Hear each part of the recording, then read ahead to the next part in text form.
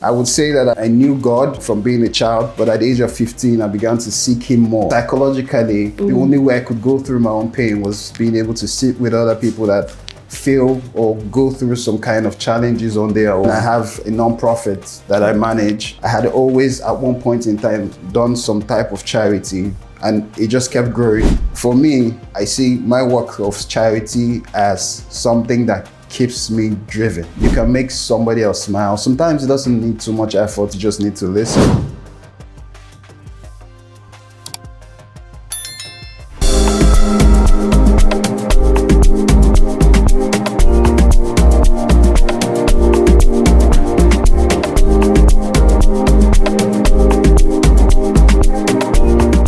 Welcome to another episode of Convos with Dederils. Here we are in Abuja, Nigeria. We're going to be capturing a bunch of series with our wonderful guests. And today we're going to be talking about an interesting topic. It has to do with faith and purpose. Basically, finding meaning in the chaos. Like, how does faith and purpose guide personal and professional success? And we're going to be discussing that topic. I'm very curious to explore this. And our guest here today that we're going to be talking that way is going to be Mr. Mike.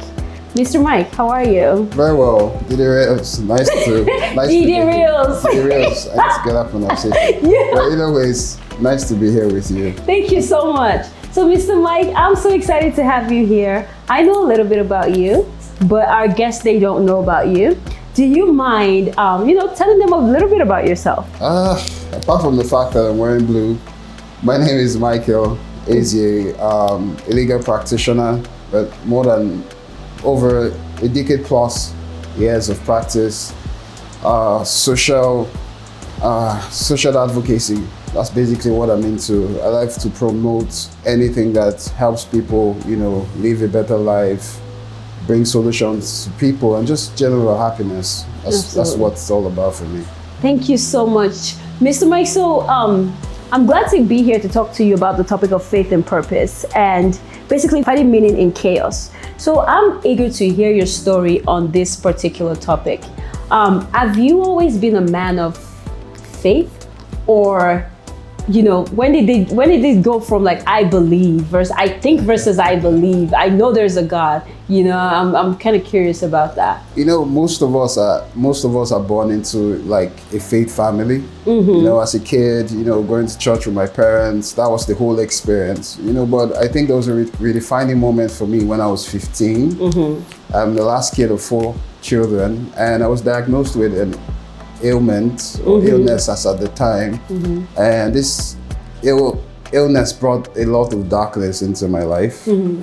I have been able to battle it over the years and even till today. Mm-hmm. So this whole person you see here is somebody who has been able to beat the chaos and still bring out something beautiful. Mm-hmm. At the age of 15, my life was disrupted.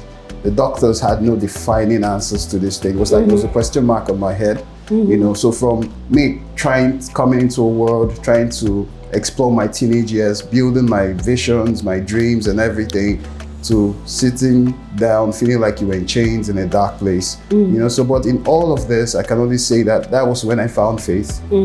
Because faith anchored me, faith kept me in a place where I had to begin to ask God for myself. Not just the kid that his parents took to church. I had to ask God for myself, what is this thing about? When is this thing going to end? The pain was so much. And in all of those circumstances, I now understood that whatever I was going through was not a curse, but it was a calling. And this was what now birthed empathy. The ability for me I call it my superpower sometimes, the ability for me to see the invisible pain that some other people wear, like underneath all the clothing, underneath all the glam. So I always tell people, what makes me happy is the ability to be able to tell somebody, I see your pain. I also have my own pains, but we can deal with it. Absolutely. So at what age? So you got diagnosed with that ailment at 15. Yes. And then at what age did you feel like you knew God? Was it at 15 or was it at I think let me explain better. When you're in a swimming pool and you're using the floater, you think you're swimming, but you're not. So when that challenge and that chaos comes, like it came when I was 15. That's when I went underwater, and that's when I had to learn other ways to swim around the chaos. So I would say that I knew God, you know, from being a child, but at the age of 15, I began to seek Him more for myself. You know, whether my family now decided to go to church, it was about me. Because my family were loving and supporting, but they could not give me the light I was looking for. Absolutely. And then you mentioned something about when this happened, you felt like there was a calling that was attached to this. What is that calling, if you don't mind me asking? From this, I grew into love for, like I said, identifying people. I felt like psychologically, the only way I could go through my own pain was being able to sit with other people that feel or go through some kind of challenges on their own. You know, so from when I was a kid and growing up all through my years and up until now, when I have a non-profit that I manage, you know, I had always at one point in time done some type of charity, and it just kept growing over the years and over the years. I officially launched the non-profit in 2020, but there were a lot of projects that went on before then. A friend of mine from secondary school sent a message to me on Facebook. His name is Franklin, I won't call his last name. He sent a message to me on Facebook and he said, "This non-profit that you run today, can you remember when we were 16? And you will call me and tell me to come to the house in the evening." The next property, our neighbors, was a very like tall bushes and everything, and I'll tell him to stand there like 5 p.m. or something. And when he whistles, I'll throw some things from the house, you know, and my parents didn't know about this. And he put it on Facebook and he was like, "You didn't start this today." I couldn't even remember, you know, so truth be told is, for me, I see my work of charity as something that keeps me driven. Right. That burden is satisfied, that burden feeds my soul. That's what I would say. That's the perfect word for it. Yeah, so that that ailment birthed the charity that you have today. Yes, and I always tell people, if that never came, I really do not know if I would have loved it the way I do right now. And do you mind telling us about the charity that you have today? What is it about? What do you guys do with that? It's called Sharing Smiles Initiative. As the name, you know, implies, I am of the opinion that everybody has something to share. You can make somebody else smile. Sometimes it doesn't need too much effort. Sometimes you just need to listen, you know, so it's more like an advocacy. We started before 2020, but officially in 2020. We've been doing the little that we have been able to do. We've had more than 20,000 fisheries across the 36 states, you know, but what we basically do is we focus on undeserving communities, people who have a reason to need that smile. We try to, you know, reignite hope in the mind of these people, let them know that irrespective of whatever challenge you go through as an individual or as a community, there are some people out there that love you. There's nothing more beautiful than when I go to the community and they're like, I went to community in 2020, Rafin Aputu, it's a village. I went there to do a borehole project for them. And as I was walking back to the car, because it was a long distance from where we parked our cars, as I was walking back to the car, the villagers rallied around their houses and they brought like bags of corns from each of their houses. It was the most beautiful thing ever. And they gave me these bags of corns, and the village head said to me, "I know you're not a politician. Whether you come back or not to do this project, we're happy that you remembered us." Oh, that was beautiful. And I went out and I'm like, this project, we must do this project. Take it to even a bigger scale, you know. So these are the things that our NGO does, and we try to do it on every possible scale. Absolutely, that's beautiful, especially when you start to see the impact. And I love the fact that you guys are touching communities that people don't remember. Besides what you just shared, what's another memory that stood out to you with what you do right now that you would just like never forget, that left a great impact on you and made you realize that I am meant to do this? This is my calling. Do you want the good ones or the bad ones? Anyone that you feel like would actually impact us in one way or the other. Okay, so I've gone for a project one time, and in executing that project, I met a very old woman. She was like I don't know, at least 100 or something, you know. And after the project, I was exhausted. I sat down beside, like on one of the slabs, you know, while my project team was trying to round up, you know, the cars, the trucks and everything. And the woman walked up to me. She says she wanted to tell me something. And I sat down there, I'm like, okay, Ma, what do you want to tell me? And she sat down there. She stared at me for a long time, like stared in my eyes. I felt it was something fetish or something. At the point I got scared. And the next thing she says to me, she says that the most important thing that has happened to her this year is the fact that I left wherever I was coming from to give her a ray of light. That's all she said to me. I think she was one of the early educated people in that village or something. And she gave me a big hug, and I went home that night, and you know, and the truth about it is, even when I tell myself, okay, my schedule is full, I may not have the time for more charity this quarter in the year, replaying these stories in my head, these are what keeps me going. To see people actually be definitely, you know, that's a beautiful thing. And I know that you're a lawyer and you also run an NGO, and sometimes it's very busy and all of that. Very busy. You have no idea. Very busy. Yeah. And how do you balance both? It's a very delicate dance. That's what I like to call it. You know, when you're dancing, this leg is going in this direction, or this leg is going in this direction, you know, but when it's purpose driven, you're able to find a rhythm to it. You know, I've practiced law for more than a decade and a half, as it is right now. The NGO was officially launched in 2020, but whether it is from providing free legal aid, you know, to prisoners and people who are not able to afford it, or through the NGO, you know, helping people in need, the most important thing is I've been able to find a way over the years to fuse these things. In the beginning, when I started with the nonprofit, the NGO, I wasn't offering free legal services. You know, but recently, in the last few years, I realized that I can also do this through the legal standpoint. You know, so I have a lot of prisoners right now who are in prison for what they actually are ignorant or do not even know of. Because Abuja as a place has a lot of migrants. Some of them, you bring them to court and they're like, okay, do you have any family member we can call? And they have nobody. Some of them don't even speak English.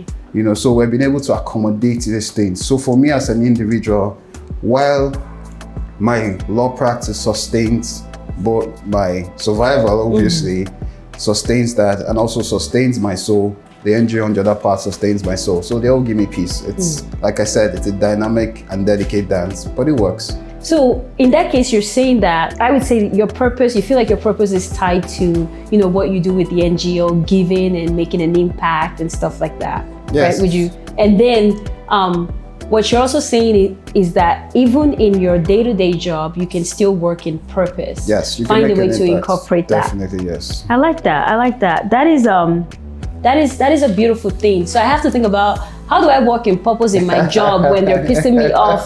You know, how do I Definitely, manage? you find a way. I don't know. I can't give advice on that. I don't offer consultancy for that, but I'm sure you find a way. Yeah, absolutely. You know, and I just wanted to ask you, you're obviously a man of faith and all of that.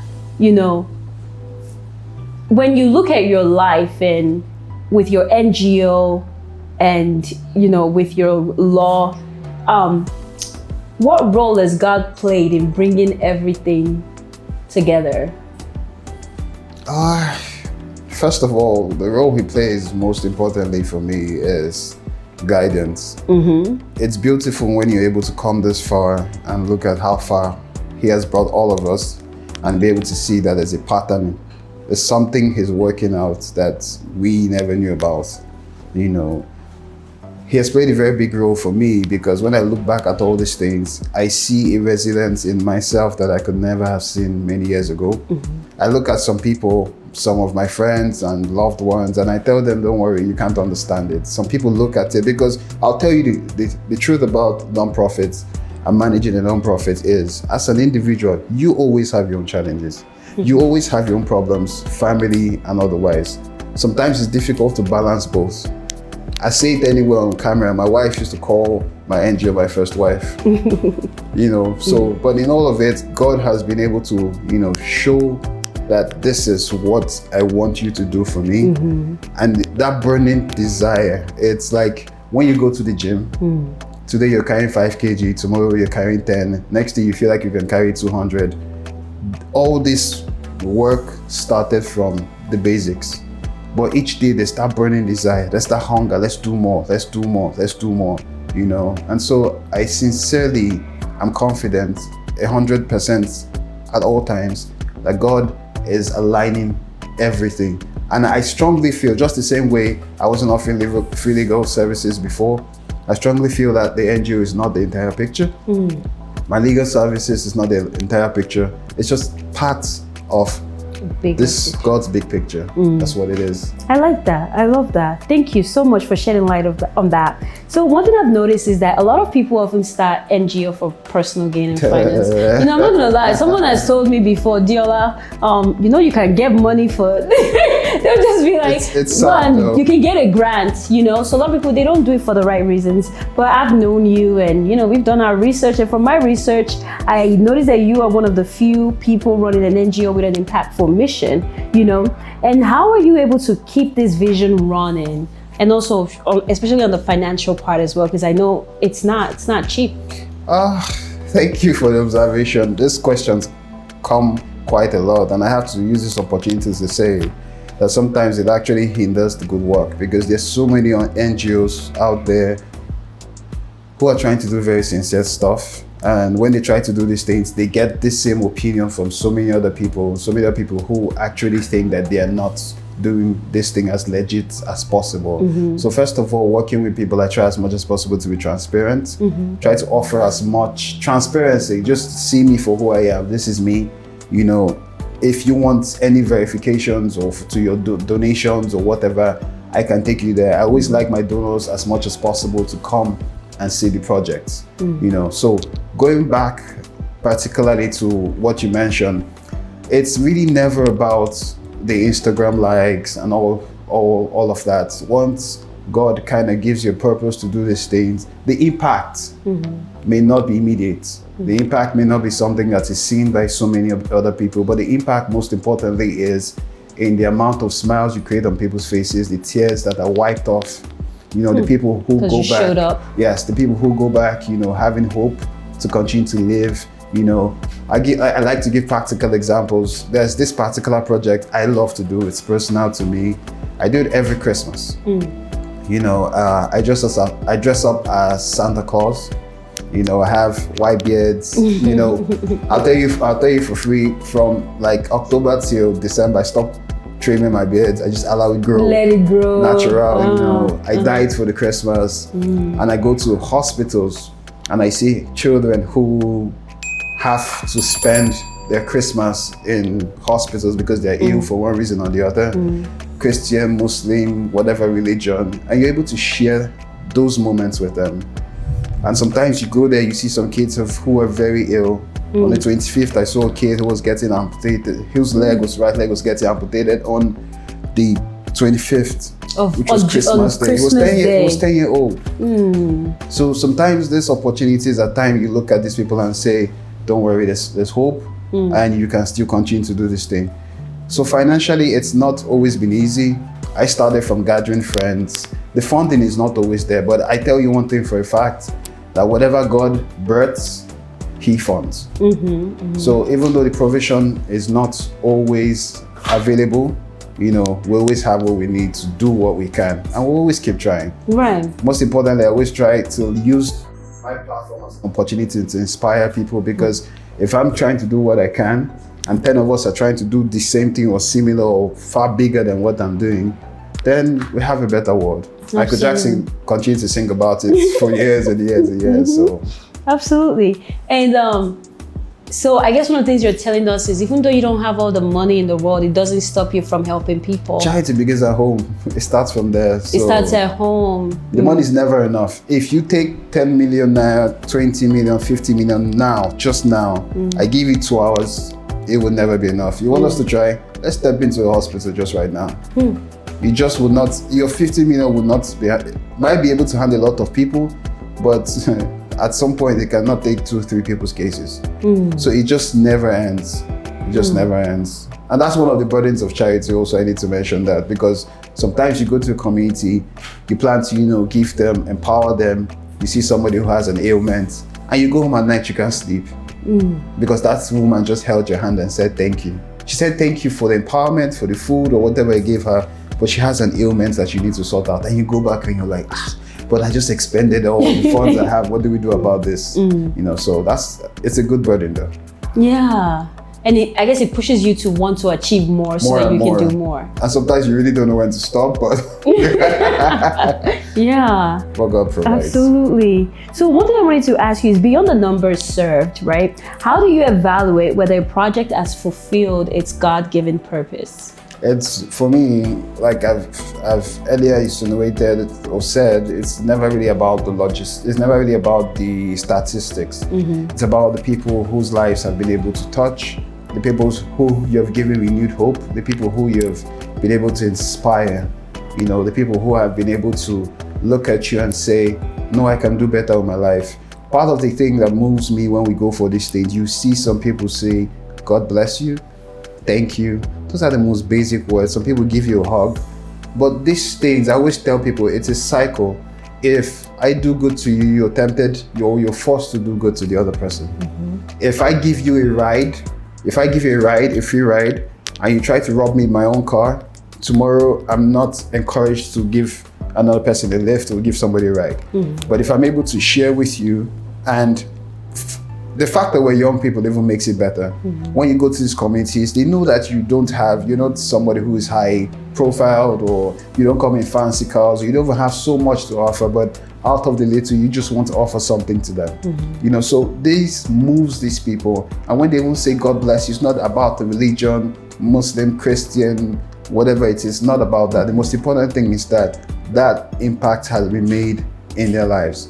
So leave the numbers, leave the social media. These things, the NGO was not started for the fame. It was not started for anything. It was started because God had given us a purpose. And that's what keeps us going. Absolutely. It's God's numbers. That's the investment that we're making. And that's what's important to us. Thank you. And then, thank you so much for sharing that. And I want to go into the next question. This has to do with me just evaluating your story. You went from getting a bad news. That bad news led you to finding God, and you found God, and this has led to you, creating a lot of things that makes you want to help people, to hopefully not go through what you've experienced, and just to help people. You develop empathy just to help people to have a better life in a way, So for other people that might be going through some type of darkness, because everybody's always going through something, how can you encourage them to find meaning in their chaotic moments? Like, even if you're going through a hard time, it's for a reason. I have a project I'm working on, and I call it Standing on My Knees. Standing on My Knees. It's the best name I could ever give that project, because it's difficult to stand on your knees. When life brings you down to your knees, you're still able to stand at that particular moment. So my advice is simple. If you look at all the great men in the Bible, I'm a Christian, so pardon me to speak from the Christian point of view. All the great men in the Bible, I always say something. There's none of them who did not pull some heavy weight before they were able to uncover something. We talk about Abraham. He didn't have a kid for so long. If we didn't have a kid right now, we know what we'll be going through. If you look at Job, he lost his whole family. Job.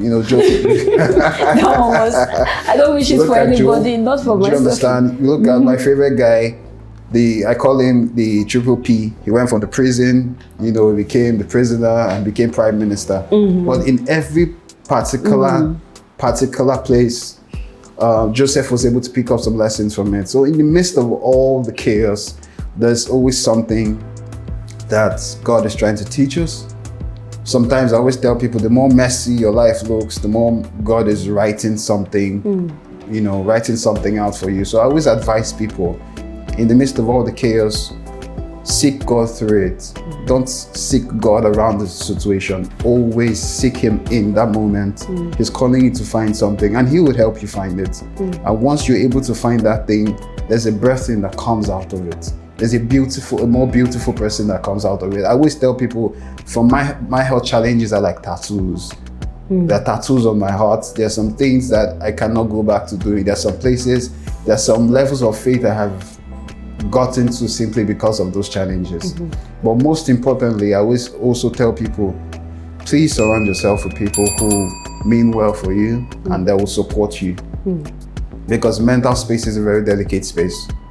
In those times when I've been, mentally down, from the health challenges, it just takes one person. I always tell people, your defenses are down, so it just takes one bullet, and depression sets in. So if you don't have the right people around you, to support you, to move you, to motivate you, who are like-minded, who are also faith-filled, trusting God, the chaos would seem a lot much worse. I might even swallow the person. So we all just need to try at every point in time to continue to seek God through all of it, and we'll come out at the top. Thank you. And lastly, just to close this up, there might be some people that might be looking to make an impact like you have been able to make, and that might be through NGO, that might be through some other routes and stuff like that. Can you give them just some type of encouraging word for them to, take on, to go into the world and make their impact? Find what drives you. And from that thing that drives you, just take it one step at a time. One step at a time. There's always the popular saying that Rome wasn't built in a day.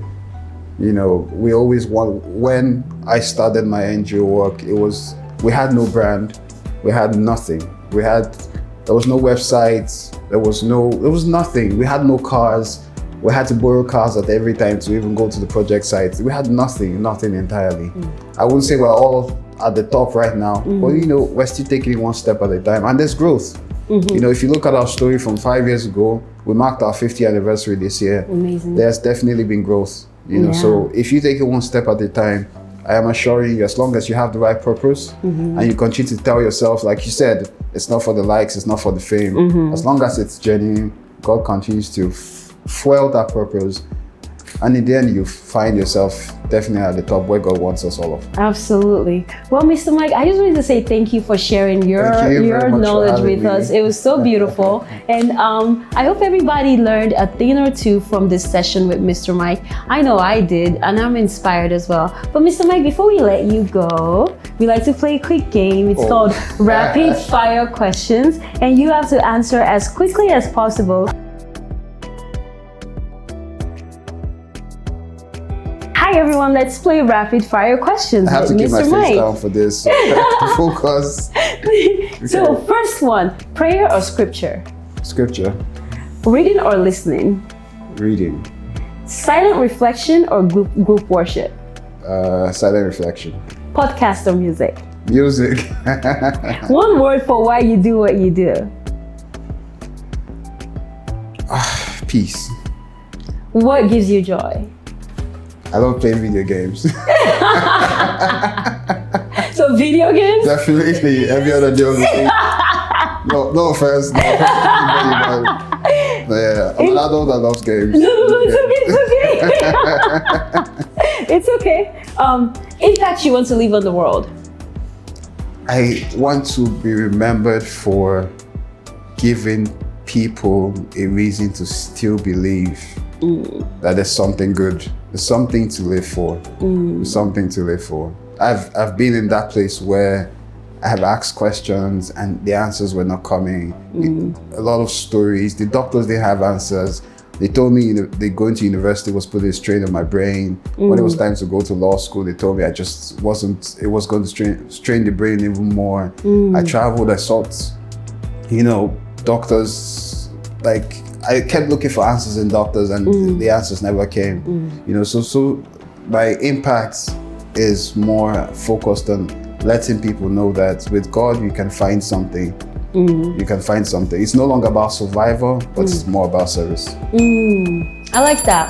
Well, Mr. Mike, thank you so much for spending time with us. Thank you. Appreciate you. Thank you so much.